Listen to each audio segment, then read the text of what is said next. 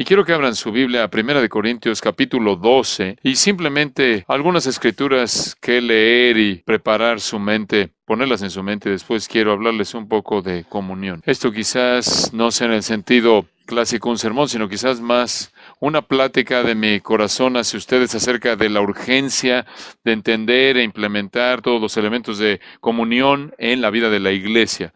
Espero que eso así se entienda. Esto está en mi corazón, está en mi mente y tengo una preocupación profunda por esto y quiero transmitirle esta preocupación a usted. 1 Corintios 12, una porción muy conocida, versículo 12.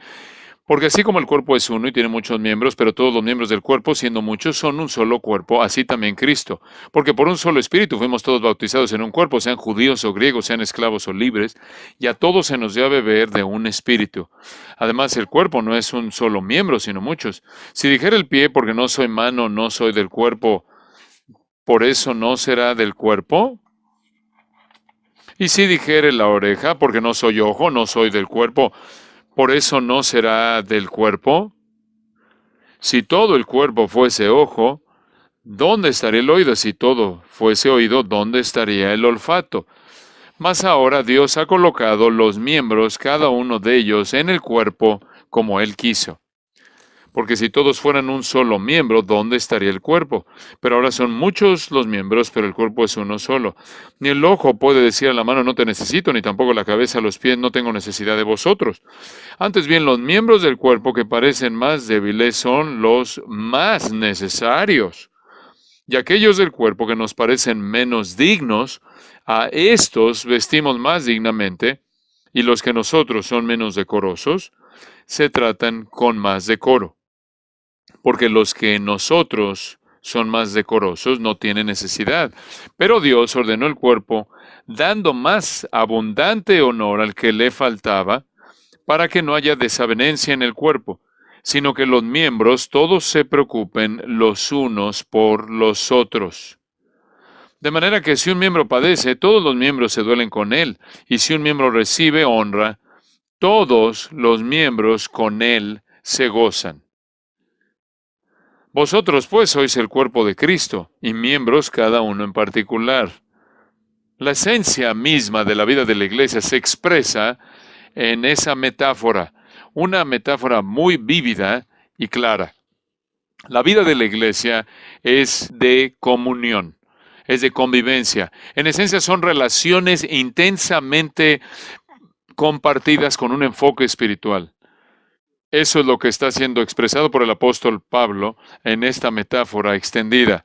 Encontramos eso repetido a lo largo de las epístolas de Pablo, en particular en Gálatas 3, versículo 28, enfatiza que todos somos uno en Cristo Jesús. En Efesios 4, él dice que todos estamos creciendo juntos hasta llegar a la plenitud de la estatura de Cristo y que el Señor está haciendo que crezca todo miembro del cuerpo.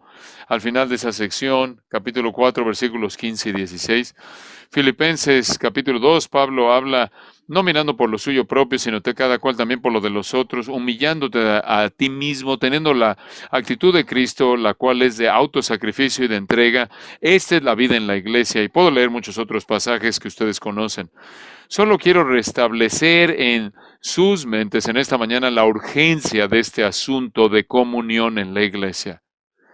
Algunos de nosotros en los últimos años tuvimos la oportunidad de leer la biografía de Dieter Bonhoeffer y probablemente fuéramos reintroducidos ahí a su vida. Y Bonhoeffer fue un hombre muy influyente en mi vida hace muchos años atrás, cuando comencé el ministerio pastoral.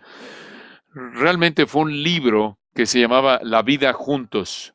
No podía encontrar nada acerca de comunión, no podía encontrar un libro que tratara de la comunión conforme trataba de investigar cuál era la responsabilidad del pastor, de desarrollar la comunión en la iglesia. Y me encontré con ese libro, y aunque particularmente no es teológico, es más sus propios, en cierta manera, una perspectiva devocional de la comunión desde su punto de vista, pensé que era muy útil y extremadamente útil, particularmente a la luz del punto en el que se encontró, en el amanecer gris de abril 1945, en un campamento de concentración nazi, Bonhoeffer fue ejecutado. Fue ejecutado por orden de Heinrich Himmler, quien, como ustedes saben, era el ejecutor de Hitler.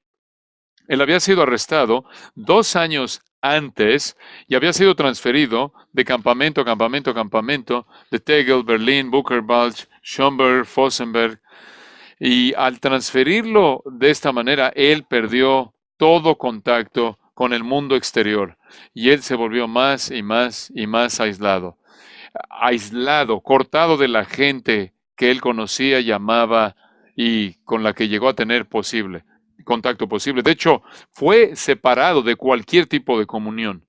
Él había escrito Vida juntos unos años antes de esa experiencia de campo de concentración, pero en ese libro dice esto, y cito: la presencia física de otros cristianos es una fuente de gozo incomparable y fortaleza para el creyente, una señal física de la presencia de gracia del Dios Trino.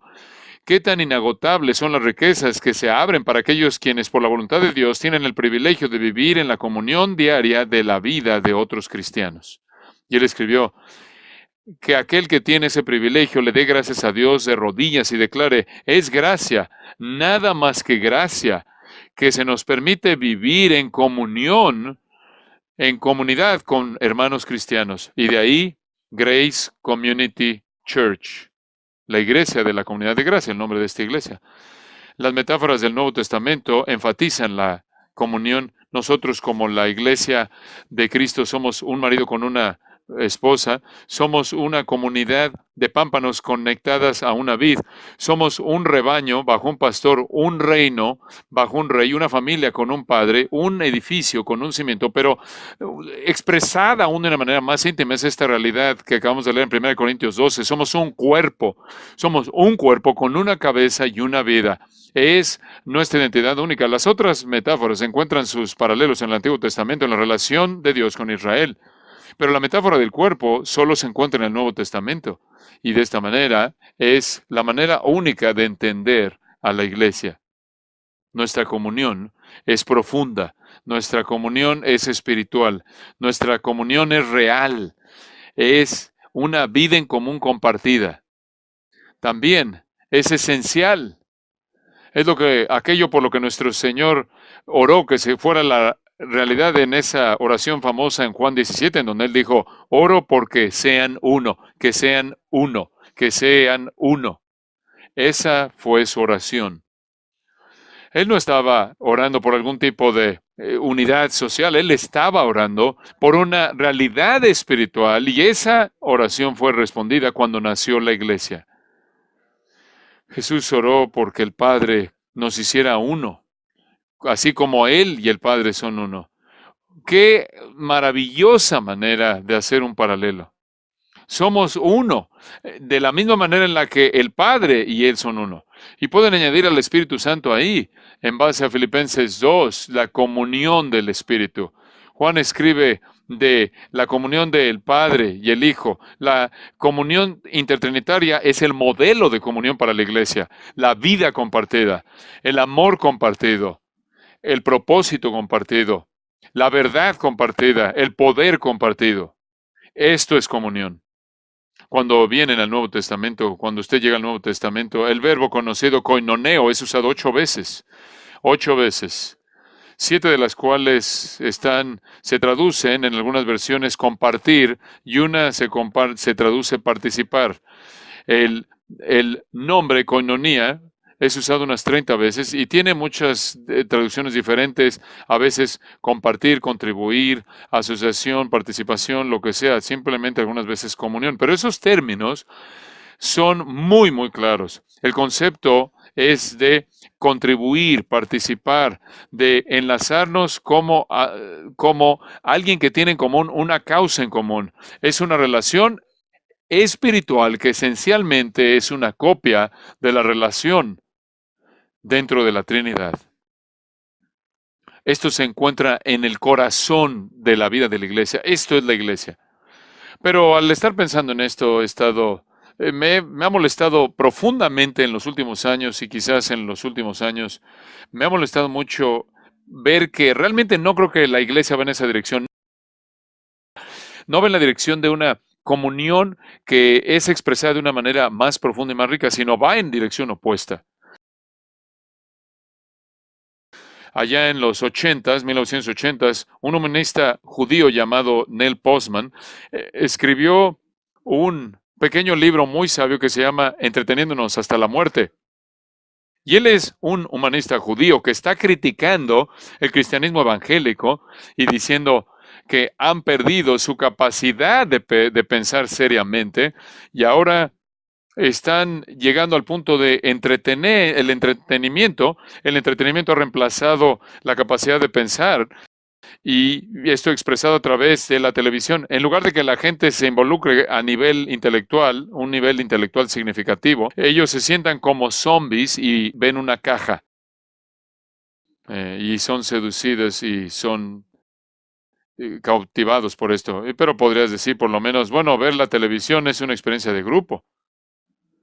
Es una experiencia de grupo y quizás eso tiene algún valor y las pantallas se han estado haciendo más, han estado creciendo en tamaño para que el grupo pueda ser más y más grande. Entonces, no creo que Neil Postman jamás se imaginó que las pantallas se harían más y más grandes, pero estoy seguro que nunca se imaginó que al mismo tiempo las pantallas de televisión, conforme iban creciendo y creciendo, también se están haciendo más y más y más pequeñas y más pequeñas. ¿Qué es lo que amenaza la comunión? La hiperprivacidad. Es devastador. Devastador. De manera paradójica, así como para para las reuniones de grupo, crecen las pantallas y también se hacen más pequeñas para que sean más pequeño, tu mundo sea más pequeño. Y en los próximos 2 meses, por cierto, van a salir los lentes de Google. Te los pones y ves la internet en tus lentes. Lo más privado que se puede volver.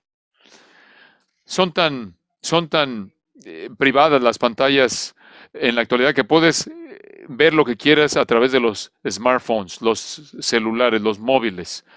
Es muy privado. Toda persona se ha vuelto como un dios, un creador de su propio mundo privado. El mundo de las preferencias, el mundo secreto de preferencias, descargando lo que quiere, eliminando lo que no quiere.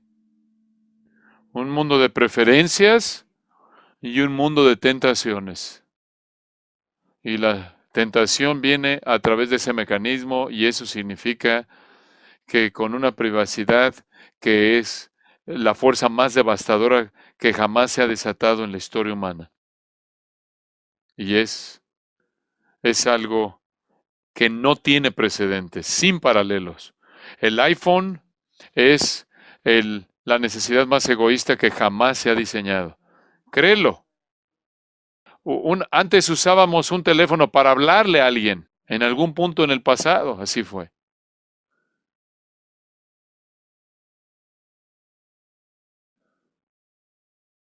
La tecnología ha colocado en la mano y pronto en la nariz el mundo más constante, incesante, accesible, visual, privado, de egoísmo y de tentación que jamás ha conocido el mundo. Tú escoges tu música, tú escoges a tus maestros, escoges tu entretenimiento, tú escoges tus amigos por Facebook y como Dios te vuelves el creador de tu mundo. Y tú puedes determinar qué rechazas en el mundo y lo expulsas a las tinieblas de afuera, del ciberespacio, para que no invada tu mundo privado. Tus creaciones privadas, lo que tú quieras, y omite lo que tú quieres. Y la fuerza de la tentación y la facilidad con la cual puedes satisfacer tus tentaciones y nadie sabe, es devastador para la comunión. Carl Truman estaba escribiendo de esto y él dijo, el lenguaje de la amistad ha sido robado y abaratado por las redes sociales, los amigos de Facebook. Yo creo que esto también es de la parte de la juvenilización, de cómo la iglesia se ha hecho más infantil, porque la característica más clara de lo infantil es el egoísmo, y entre más chico es el niño, más joven es. Esta es la juvenilización, llamémoslo así, de la iglesia. Carl Truman dice, el lenguaje de Facebook refleja y alienta lo infantil. Lo infantil es, dice él, una enfermedad textualmente transmitida.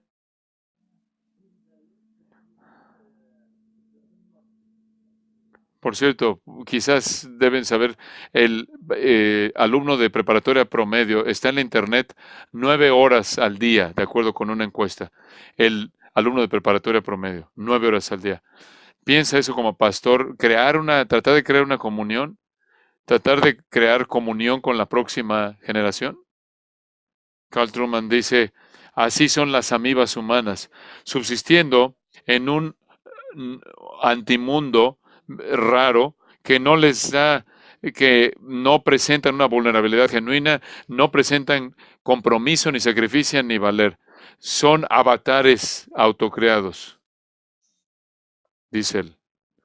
Y la verdadera comunión no existe en eso. Lo voy a decir de una manera simple. El cristianismo no es una experiencia privada. La privacidad devasta o destruye al cristianismo. La corriente rápida, la tendencia rápida, se dirige a ser la norma del mundo que crea su propio mundo virtual para poder reflejar su persona virtual y pueden cargarlo en la Internet después de que se han creado a sí mismos. Se han creado a sí mismos. Yo hago un tweet y por tanto soy. Así soy yo. Este soy yo. El, el, así soy yo, actualizado, como una forma tecnológica de proyección personal. Un escritor en la revista de Reforma 21 dice, la cultura se está volviendo más egoísta, moralmente relativa e individualista y narcisista. Esto es difícil de enfrentar para la comunión. La iglesia evangélica durante décadas ha estado tratando de darle a la cultura lo que la cultura quiere. Y lo que quiere, dice este artículo, es privacidad, comodidad, poco compromiso, anonimidad, no rendir cuentas y estar absortos, inmersos en sí mismos. Esto es mortal para la comunión. Esa es la razón por la que las megas iglesias son escenarios en un lugar oscuro. No, no pasa nada, solo gente sentada en la oscuridad. Y no puedes mantener eso afuera de la iglesia, especialmente cuando están tan comprometidos a tratar de darle a la cultura lo que quiere en el nombre de evangelismo. La vida de la iglesia se ha vuelto víctima de este diseño personal. Leí varios artículos esta semana y este en cierta manera es el meollo. No puedo encontrar una iglesia que me gusta. No puedo encontrar una iglesia que me gusta. Por cierto, la asistencia en la mayoría de las megaiglesias va decayendo. Entonces, lo que vas a encontrar en la tendencia es que la gente va a encontrar la primera iglesia de iTunes. Va a haber plantadores de iglesias y van a plantar su propia iglesia en la memoria. Tú tienes tu música, tus maestros, tus mensajes y a tus amigos en la memoria de tu teléfono. Y creo que ahora la primera o segunda iglesia más grande de Estados Unidos de Norteamérica es una iglesia en línea. Hay iglesias que ahora tienen una pared de Facebook y leí otra publicidad. Únete a un grupo electrónico. Esta es la tendencia. En una iglesia real, quizás tengas que enfrentarte a un enemigo. En una iglesia verdadera, quizás tengas que sentarte a alguien que no te cae bien. En una iglesia real, quizás puedas oír un mensaje de un predicador que no dice lo que tú quieres oír. Y lo peor de todo es que es posible que tengas que cantar un himno antiguo en 4 estrofas, guiado por un señor ya de edad. ¿Puedes imaginarte? Un señor ya en la tercera edad. Es impensable, inconcebible.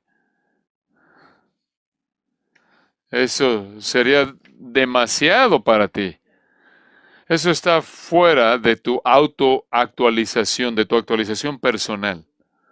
Para muchos, el pensar que ellos merecen tener lo que ellos quieran es lo que domina. Toda la experiencia, todas las relaciones, todo está basada en su propia, en lo que ellos consideran que merecen.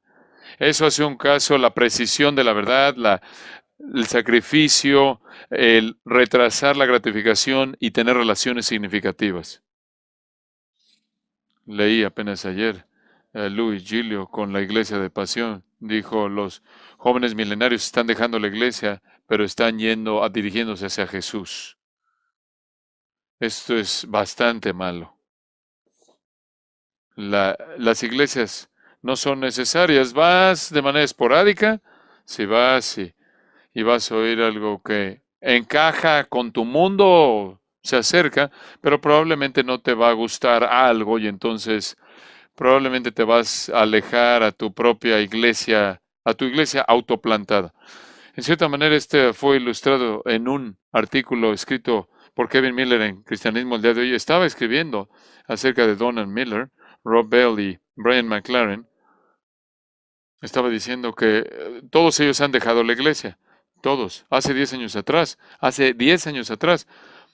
eran, y cito, eran los evangélicos más influyentes del mundo.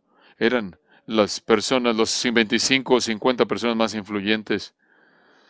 Eran parte de esa iglesia emergente que obviamente tuvo una explosión interna debido a una religión que buscaba lo que quería y estaban una tendencia que iba en contra de la claridad de la palabra de Dios y en cierta manera diseñaron una forma personalizada de religión y se desintegró porque la gente se dio cuenta de que no había razón para que se reunieran. Y entonces Donald Miller dijo en su blog, por ejemplo, yo no voy a la iglesia, no adoro a Dios al cantar. Y otro, acerca de tener comunión ahí al lado del camino con chocolate y galletas, una fantástica experiencia que me unió a la gente en el auto. Crea tus propios sacramentos, tu propia religión, una fe hiper individualizada. Ahora, todos sabemos que en los últimos 20 años la iglesia ha sucumbido a una eclesiología débil.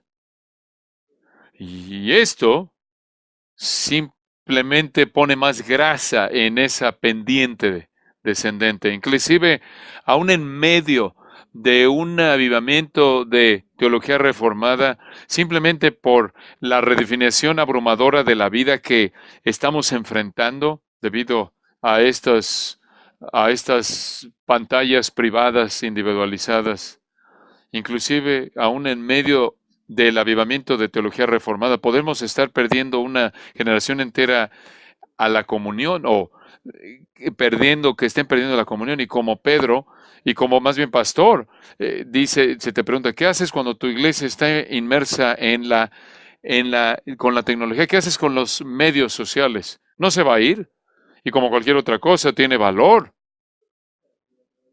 Puede ser una herramienta para bien, pero también es una herramienta es para la maldad desastrosa, pero ciertamente no podemos dejar que el mundo cibernético reemplace a la verdadera comunión. Y esa va a ser una batalla, yo les digo esto. Tenemos que pelear contra esto. Todo lo que tiene que ver con la iglesia lucha contra la privacidad. Todo en la iglesia pelea contra la privacidad, contra el narcisismo, el aislamiento. Todo. Entonces, con esa breve introducción, quiero entrar a la comunión elemental. Muy bien, hablemos de comunión elemental. Comunión elemental, solo para darles algunas cosas en qué pensar. ¿Cuál es la base? Comenzamos con la base. Si tendremos tiempo, hablaremos de la naturaleza, el símbolo, el peligro, el deber de la comunión y el resultado de la comunión. Entonces, son algunos puntos. Vamos a llegar hasta donde podamos. Comencemos con la base de la comunión. Y veamos Primera de Juan. Primera de Juan. Vamos a andar por varios lados un poco. Primera de Juan capítulo 1.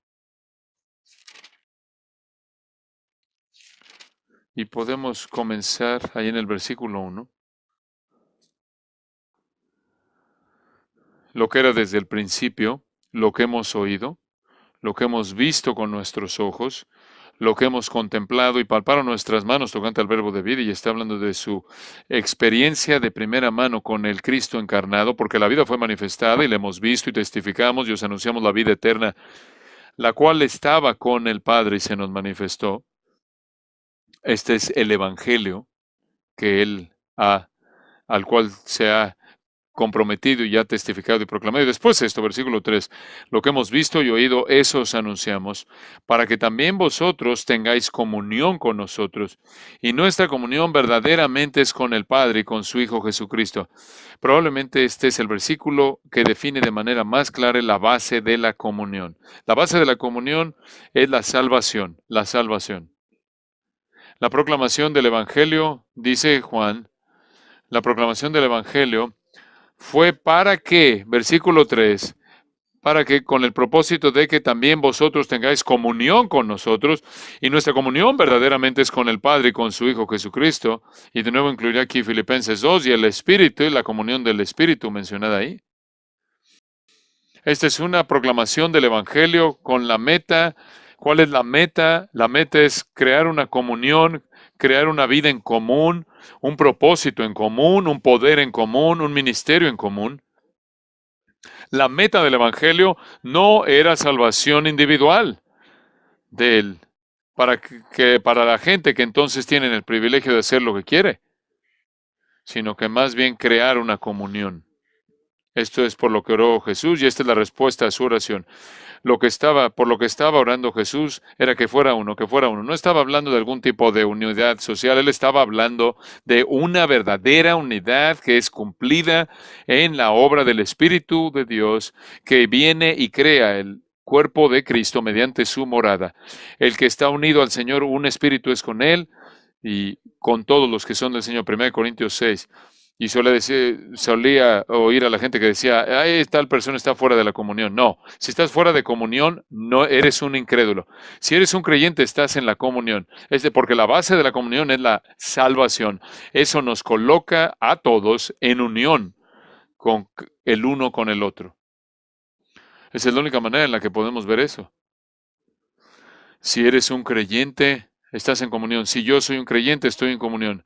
Mi comunión es contigo y con la Trinidad. Y entonces toda persona salva se le manda y tiene el privilegio de tener acceso a la comunión, y nuestra responsabilidad se extiende a todos los que son miembros de esta comunión. Dios ha colocado todas nuestras vidas juntas con propósitos espirituales en mente, porque la base de la comunión es la salvación. Juan hace un contraste. Y él hace esto mucho en su primera epístola. Y podemos verlo. Véanlo ahí en el versículo 5 por un momento. Este es el mensaje que hemos oído de él y os anunciamos. Dios es luz y no hay ningunas tinieblas en él. Si decimos que tenemos comunión con él y andamos en tinieblas, mentimos y no practicamos la verdad. Pero si andamos en luz, como él está en luz, tenemos comunión unos con otros y la sangre de Jesucristo, su Hijo, nos limpia de todo pecado. Eso no puede ser más claro. O estás en la luz o estás en las tinieblas. O eres salvo o estás perdido. O estás en la comunión o estás fuera de la comunión. Y si estás en la luz, eres salvo y en la comunión. Y estás en la comunión. Los creyentes siempre están en la comunión, los creyentes siempre están en la luz, siempre están confesando sus pecados y siempre están siendo perdonados de manera continua. Siempre. No debes decir que alguien está fuera de comunión. Solía usar eso, solía escuchar eso tanto. Esta comunión es para siempre.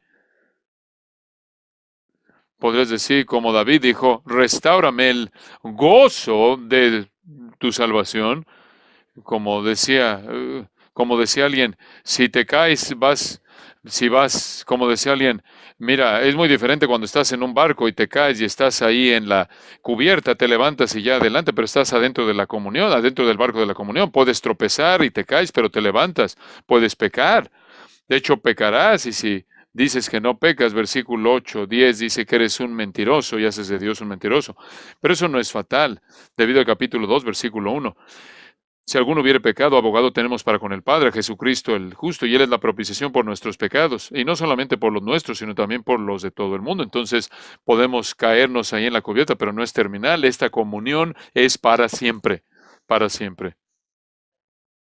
Bonhoeffer escribió, yo soy un hermano de otra persona por lo que Jesucristo hizo por mí y para mí. La otra persona se ha vuelto un hermano mío a través de lo que Jesucristo hizo por mí. Este hecho de que somos hermanos solo a través de Jesucristo es de importancia imposible de medir. No es lo que una persona, él escribe, no es lo que un hombre es en sí mismo como cristiano, su espiritualidad y piedad. Esa no constituye la base de nuestra comunión. Lo que determina nuestra comunión es lo que ese hombre es por lo que Cristo hizo. Nuestra comunión unos con otros consiste únicamente en lo que Cristo ha hecho en ambos de nosotros. Y así permanece durante el tiempo y la eternidad. La comunión cristiana, escribe él, no es un ideal que tenemos que alcanzar, es una realidad creada por Dios en Cristo. Esa es la base de la comunión. Y por lo tanto, esa es la intención divina. En segundo lugar, un poco de la naturaleza de esto. Hablemos de esto. Y creo que esto es bastante obvio. Puedes ver Hechos capítulo 2, una porción muy conocida, y de nuevo, como dije, esto es comunión elemental, como un recordatorio en el contexto que tratamos de establecer antes. Creo que aquí es donde se encuentra la batalla futura más seria que nosotros enfrentaremos al ser pastores fieles. ¿Se acuerdan de que Pedro predicó y en el versículo 41 dice que 3,000 fueron añadidos a la iglesia y recibieron su palabra y fueron bautizados? Y después en el versículo 42, y perseveraban en la doctrina de los apóstoles, en la comunión unos con otros y en el partimiento del pan y en las oraciones. Y sobrevino temor a toda persona, y muchas maravillas y señales eran hechas por los apóstoles. Todos los que habían creído estaban juntos y tenían en común todas las cosas, y vendían sus propiedades y sus bienes, y lo repartían a todos según la necesidad de cada uno. Y perseverando unánimes cada día en el templo, y partiendo el pan en las casas, comían juntos con alegría y sencillez de corazón, alabando a Dios y teniendo favor con todo el pueblo. Y el Señor añadía cada día a la iglesia los que habían de ser salvos. Aquí pasamos de la realidad de la comunión, la cual es estar juntos, compartir de una manera espiritual y compartir también de una manera temporal, compartir un compromiso en común con la enseñanza de los apóstoles, con la comunión misma, con el partimiento del pan y las oraciones. Ustedes notarán ahí que perseveraban de manera colectiva en esto. Estaban juntos, dice el versículo 44, y vendían eran posesores, eran dueños y vendían sus propiedades y compartían todo, versículo 44. Y tenían en común todas las cosas, expresaban su comunión y su unidad espiritual, inclusive de maneras temporales. Y ustedes conocen la historia bien. Muchas personas que fueron convertidas en ese gran acontecimiento y subsecuente a esto, se quedaron en Jerusalén porque era la única iglesia en el mundo.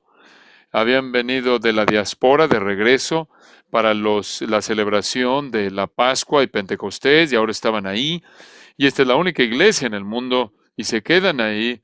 Y tienen que ser cuidadas por la gente, sus necesidades tienen que ser satisfechas, y por eso, versículo 45, la gente comienza a vender sus propiedades y sus bienes y lo empiezan a repartir según la necesidad de cada uno. La vida espiritual que compartían eventualmente les costó dinero, les costó dinero. Tiempos perfectos, empezaron a vender, a compartir, a repartir, porque fueron movidos por el Espíritu para hacer eso hasta el punto de que vendieron sus propiedades. Y vendieron sus propiedades para proveerle a otros de acuerdo con sus necesidades. Esta es la comunión del servicio y Pablo habla de esto en 2 Corintios 8:4. Esto es compartir de manera plena en la vida espiritual. Y claro que vemos en el versículo 47, alabando a Dios y teniendo favor con todo el pueblo. Y el Señor añadía cada día a la iglesia lo que habían de ser salvos. Es un testimonio tan poderoso para el mundo cuando la iglesia existe en una comunión sacrificial, genuina, amorosa. Juan 13, 34 y 35, Jesús dice, los conocerán por su amor, los conocerán. Por eso van a saber, van a conocerlos, por su amor. No la emoción, sino la expresión de ese amor. Eso es comunión. Arístides escribió esta en tiempos antiguos. Un pagano viendo a los cristianos dijo, se abstienen de toda impureza y la esperanza en la recompensa del mundo, en la esperanza de la recompensa que está por venir. Y cuando entre ellos hay un hombre pobre, ellos tienen una abundancia de necesidades. Ellos ayunan también 2 o 3 veces para que puedan suplir la necesidad del alimento necesario. Así es la ley de los cristianos y así es su conducta. Ese es un testimonio potente al mundo y esto se pierde en el Evangelio de la Prosperidad que satisface, alimenta el egoísmo de la supuesta iglesia. Pero todavía debe ser la identidad de la iglesia, la vida de la iglesia, y este siempre será el testimonio de la iglesia. Va a haber una batalla y va a haber una guerra. La privacidad, como dije, es mortal. Una generación entera está siendo creada para aislarse a sí misma. Entonces, ¿cuál es la base de la comunión? Salvación. Si estás en Cristo, estás en la comunión. La vida espiritual compartida, que produce una vida compartida en todo aspecto. En tercer lugar, quiero mencionar simplemente el símbolo de la comunión. Hay un símbolo que el Señor nos dio para la comunión y pueden pasar a 1 Corintios capítulo 10. Y de nuevo, esto es conocido porque esto es parte de nuestro ministerio. 1 Corintios 10, 16. Pablo dice, la copa de bendición que bendecimos no es la copa de la sangre de Cristo. El pan que partimos no es la comunión del cuerpo de Cristo. El pan que partimos no es la comunión del cuerpo de Cristo. Siendo uno solo el pan, nosotros, con ser muchos, somos un cuerpo, pues todos participamos de aquel mismo pan. ¿Cuál es el símbolo de nuestra comunión? Es la mesa del Señor. Es la mesa del Señor. Aquí es en donde terminamos todos de rodillas frente a la cruz. ¿No es cierto? Este es el nivelador. Aquí es en donde no hay judío ni griego, no hay varón ni libre. Aquí hay un símbolo magnífico de nuestra vida en común y creo que enfatizamos el aspecto de ver la cruz.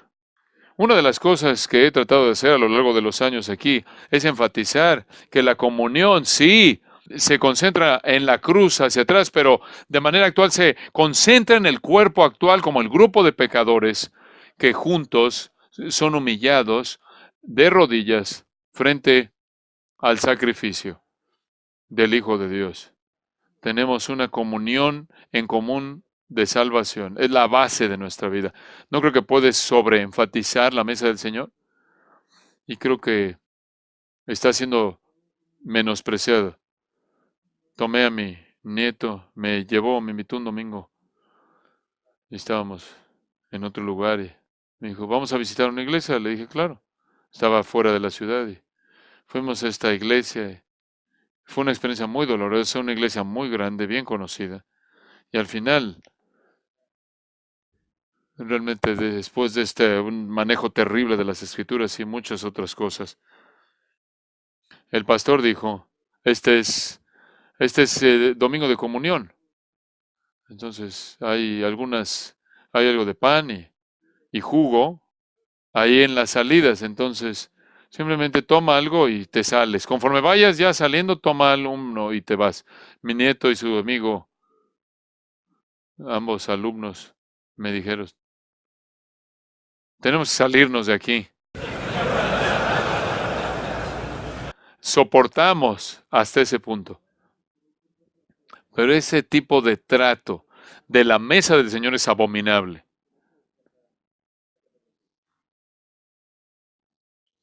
No puedes sobreenfatizar la mesa del Señor. No el ritual, sino con la frecuencia que lo hagas. Y no hay una prescripción en las Escrituras en cuanto a la frecuencia, pero con la frecuencia que lo hagas, por favor, enfatízalo mucho. Enfatízalo mucho. Como algo, porque ves la cruz, enfatiza mucho que confiesas el pecado. Porque si comes y bebes de una manera indigna, como creyentes, tú comes y bebes juicio para ti, disciplina divina. Necesitas proteger a tu iglesia de esa disciplina al llamarlos a una evaluación profunda y honesta. La comunión visualiza la comunión en donde todos somos uno, igualmente indignos, igualmente receptores de la gracia de Dios que nos coloca frente a la cruz, todos igualmente redimidos por Él y todos participando de la vida eterna y sostenidos por Él de manera igual. Y la mesa del Señor nos humilla, la mesa del Señor nos equivale, nos ecualiza, la mesa del Señor nos lleva a una evaluación seria. Y la mesa del Señor también celebra de manera vívida, nos lleva a celebrar de manera vívida nuestra unión unos con otros. La vida de la iglesia nos hace celebrar la vida de la iglesia juntos. Y disfrutamos del símbolo. Entonces enfatiza mucho la mesa del Señor. Trátala de manera seria, no de manera rutinaria. Llama a la gente a que se evalúe a sí misma. Esto se encuentra en el corazón de nuestra comunión. Esto debe ser colectivamente para la vida de la iglesia. Confesión colectiva en el corazón. Estimúlalo. Estimúlalo. Advierte a tu congregación. Adviérteles. Y después advierte al incrédulo que puede estar ahí a no participar, sino a ver la demostración de aquellos que están manifestando su muerte hasta que Él venga. Bueno, la base de la comunión es la salvación en común. La naturaleza de la comunión es la vida compartida espiritualmente y vida temporal compartida. Y todo lo demás. Y el símbolo de la comunión es la mesa del Señor. Número 4 es el peligro de la comunión. Sabemos cuál es el peligro de la comunión, el pecado. No es difícil discernir eso. El pecado destruye la comunión. Es devastador para la comunión. No solo trae, trae disciplina sobre el creyente, sino que destruye la comunión. Hace añicos la unidad, restringe el ministerio, restringe el poder, confunde el propósito, apaga el testimonio. Esa es la razón por la que en 1 Corintios 11, si todavía estás ahí, como he estado mencionando, en el versículo 27 dice, de manera que cualquiera que comiera este pan o bebiera esta copa del Señor indignamente, será culpado del cuerpo y de la sangre del Señor. Esta es una declaración aterradora. Entonces tienes que probarte a ti mismo. Es tan serio que el Señor, de hecho, puede hacer que la gente se enferme en tu iglesia. Algunos pueden terminar muriendo. Versículo 30. Si pues nos examinásemos a nosotros mismos, no seríamos juzgados. 1 Corintios 5 dice, poco de levadura que leuda toda la masa. Tú tienes que mantener afuera a la gente del símbolo, excluirla del símbolo. Gente que no está dispuesta a confesar. El problema es que no juzgan el cuerpo de manera correcta, no entienden lo importante que es la unidad de la iglesia. Violar esto es pedir juicio. Ahora regresemos, porque tenemos que hacerlo en este punto, porque tenemos que hacerlo a Mateo 18 por unos momentos que nos quedan, pero en Mateo 18, la primera instrucción en el Nuevo Testamento que llega a mencionar la iglesia, la primera vez que se menciona la palabra iglesia, aquí está la instrucción. Por tanto, si tu hermano peca contra ti, ve y repréndele estando tú y él solo, si tú oyeres ganar a tu hermano. Mas si no te oyere, toma aún contigo a uno o dos, para que en boca de dos o tres testigos conste toda palabra. Si no los oyere a ellos, dilo a la iglesia. La primera vez que la iglesia es mencionada, la primera vez que es mencionada es con respecto a individuos que confrontan a otros individuos por su pecado, porque destruye la comunión. Dilo a la iglesia, con la idea de que la iglesia entonces llame a ese pecador al arrepentimiento. Y si no oyere a la iglesia, tenle por gentil y publicano. Y todos sabemos eso. Estoy convencido de que el futuro de la iglesia no depende de relevancia cultural. El futuro de la iglesia no depende de mercadotecnia. El futuro de la iglesia no depende de tecnología. El futuro de la iglesia no depende de buscar una audiencia objetivo, no depende de métodos de comunicación. El futuro de la iglesia depende de la santidad de la iglesia. Enfrente el pecado, enfrente el pecado. En 2 de Corintios, capítulo 12, oye usted ahí el clamor del corazón de Pablo. Él está quebrantado de corazón por la manera en la que lo han tratado. Versículo 15, yo con el mayor placer gastaré lo mío y yo mismo me gastaré del todo. ¿Qué quiere decir esto? Que va a entregar su vida por el bienestar espiritual de los corintios. Aunque amándoos más, he amado menos. Y después en el versículo 19, ¿pensáis aún que nos disculpamos con vosotros? Delante de Dios en Cristo hablamos y todo, muy amados para vuestra edificación. Pues me temo que cuando llegue no os halle tales como quiero, y yo sea hallado de vosotros cual no queréis.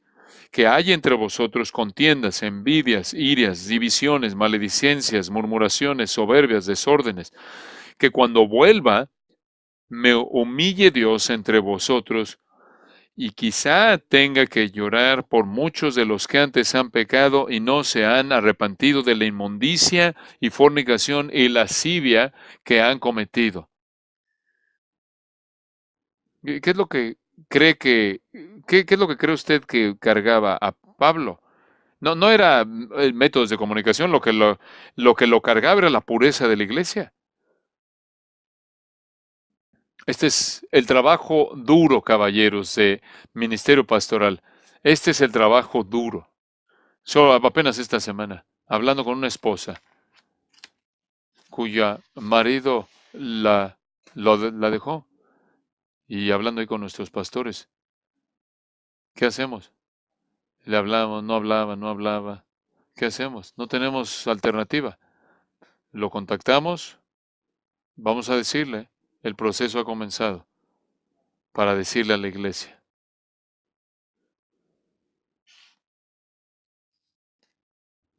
El futuro de su ministerio es correspondiente al compromiso que usted tenga con la verdad y la santidad. Los medios masivos de comunicación, la inteligencia, atraen multitudes, pero no producen santidad. Pero le voy a decir lo que hace la santidad. trae a Jesucristo a la iglesia. Lo trae a su iglesia.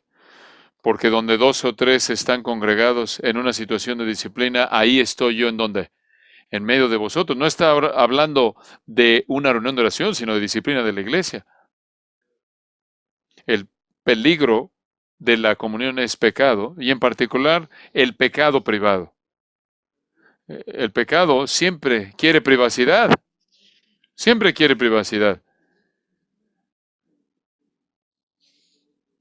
Entre más privado sea, más poderoso es. Bueno, podría decir más de eso. Eso es lo que siempre dice usted cuando se le acaba el material.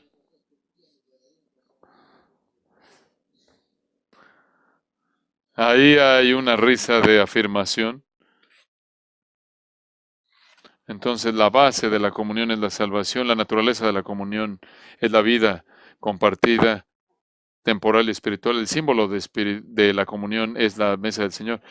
El peligro de la comunión es el pecado. Y pueden quedarse ahí. El deber de la comunión, el deber de la comunión. No tengo tiempo de entrar a todo esto, pero el deber de la comunión, ciertamente hay un aspecto negativo. Versículo 6, el que hace que uno de estos pequeños que creen en mí, no está hablando de bebés, de niños, está hablando de creyentes, los creyentes.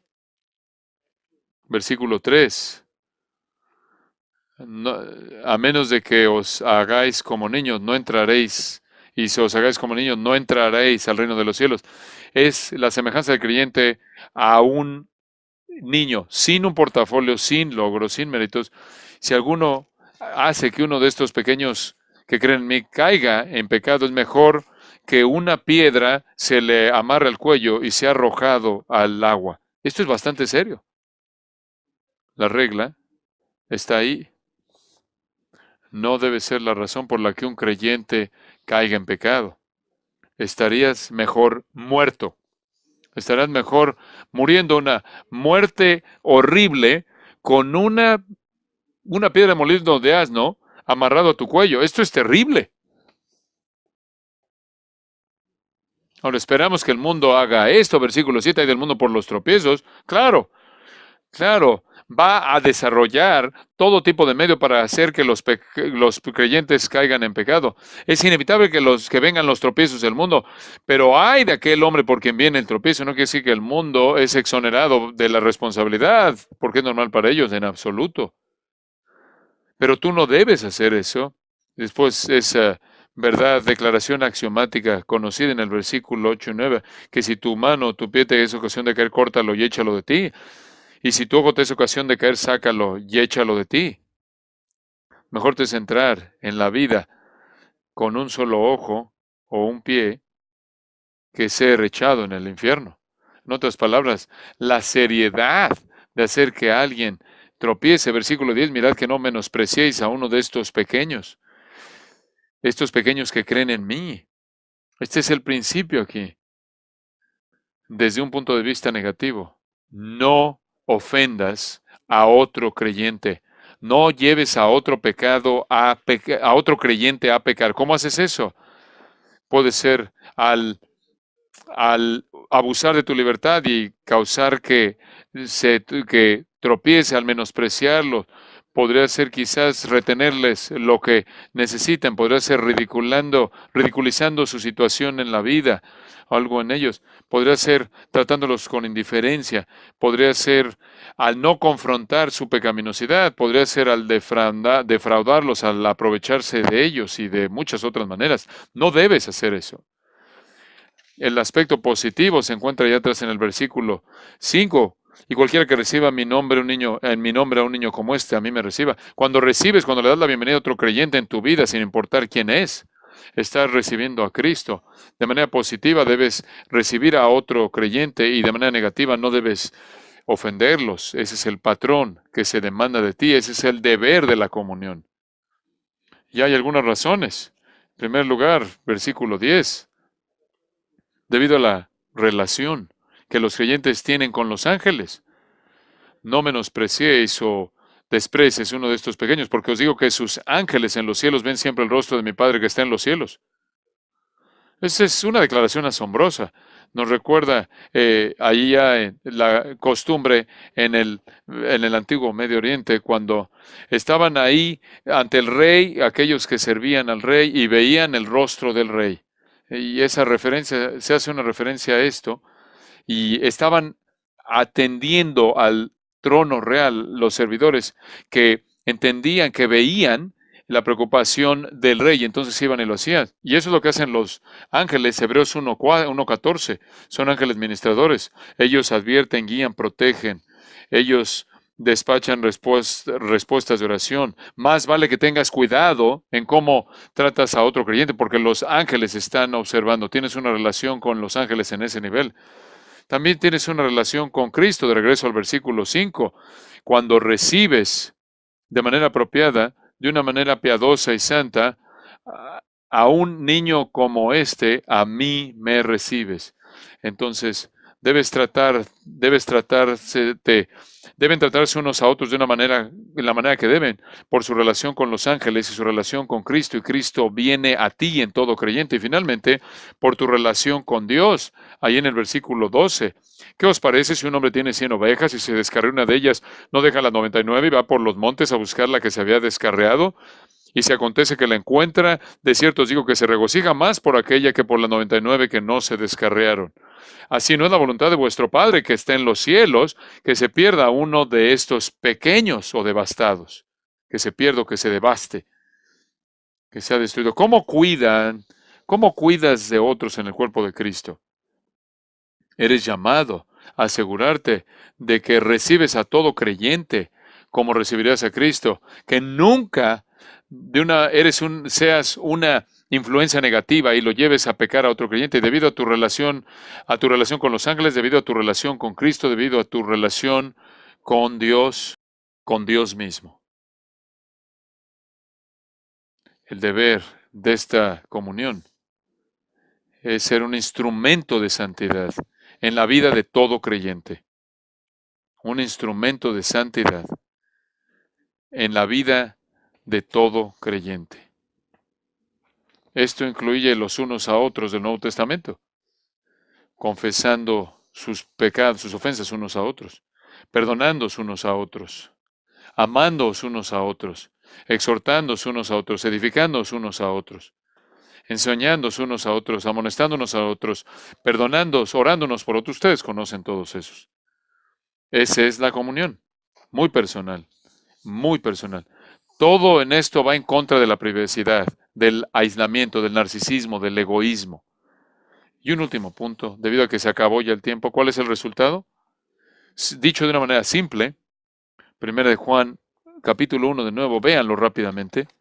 1 de Juan, capítulo 1, leí el versículo 3, en donde habla del hecho de cómo se crea a través de la salvación una comunión con nosotros y con el Padre y con el Hijo.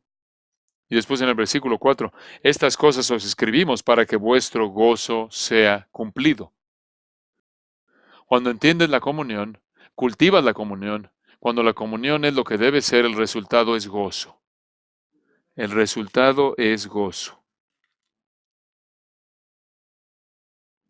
Y solo les voy a decir esto. En donde hay una congregación de personas que están buscando las realidades de la comunión, tienes un gozo manifiesto. Tienes un gozo que trasciende todos los dolores de la vida. Tienes un gozo que emerge del sacrificio mutuo, de las relaciones espirituales significativas que se manifiestan en todo aspecto temporal. Una de las cosas lo que me bendice más que cualquier otra cosa aquí es el gozo. Gozo en mi propia vida, gozo en nuestra iglesia. Es el producto de vivir en la plenitud de la comunión.